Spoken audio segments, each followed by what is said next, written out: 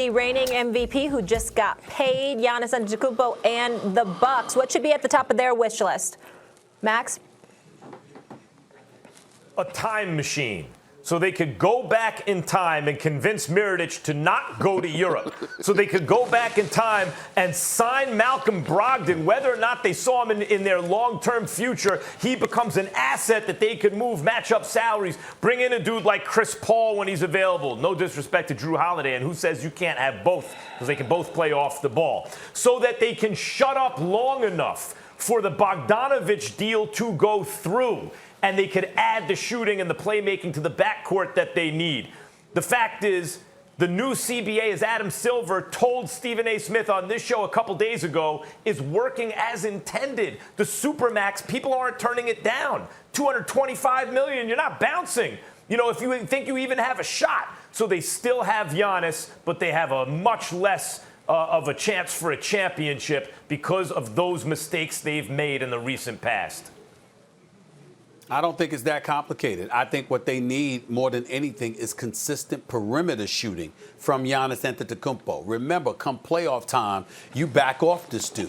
You make sure that you do what you can to patrol the paint and try to keep him out as best as you possibly can and try to turn him into a jump shooter because he's a minimal threat from that position. And as a result, that's why you end up losing 4 straight in the Eastern Conference Finals to the Toronto Raptors a couple of years ago. It's why you end up getting bounced in 5 games in the semifinals to the Miami Heat, because ultimately, if they're able to minimize you or patrol you to some degree by making you shoot jump shots, and that's not what you can do, it hurts the rest of the team. He is the 2-time reigning league MVP. He averages 30. We know how formidable he is, particularly in the open court. Playoff basketball, you get back on defense, you force him to shoot perimeter shots. If he can't do it, they can't win.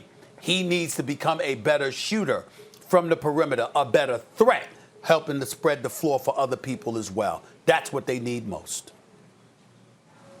Well, you know, the thing about the Milwaukee Bucks is that I strongly believe that they have a pretty damn good starting 5, a starting 5 that could match up with any starting 5 in the NBA. Now, what I do think that they need the most is who's going to be that guy off the bench to give them that 15 to 16 points a night, occasionally give them 20 off the bench. And I think that guy might be Bobby Portis. He's an underrated player in the league. Don't get enough credit for what he brings to the table. He could get buckets when they want to go small and move Giannis to the 5 and stretch the floor with him at the 4. He's capable of coming in and providing good minutes. So I'm looking at Bobby Portis, a hell of a pickup for the Milwaukee Bucks. I just want to see him come in off that bench and be what Karis LeVert is going to be for the Brooklyn Nets. All right, to the Celtics, guys. Jason Tatum will be in action when the Nets come to town. Stephen A., what should be on the top of Boston's Christmas list this year? A healthy Kemba Walker. You need him in the lineup. You need him with that crossover, with those ball handling skills, with his perimeter play, particularly his ability to hit shots in the clutch from the perimeter, which helps spread the floor for Boston and gives Jaylen Brown and Jason Tatum that much more room and that much more, makes them that much more of a threat to operate.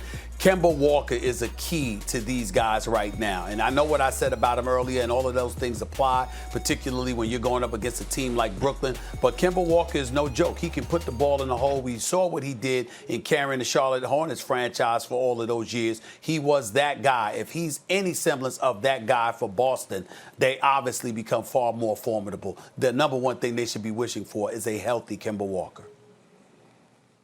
Well, I was going to say they need a contractor, a good windows guy. You know, like if you want to get more light in the room, you expand the window, because they need to expand their window, I thought, a couple days ago, because the Nets have come up in the world, because Daryl Morey's in Philly now. They're coming up because of Milwaukee, what Kendrick Perkins just told you about Milwaukee.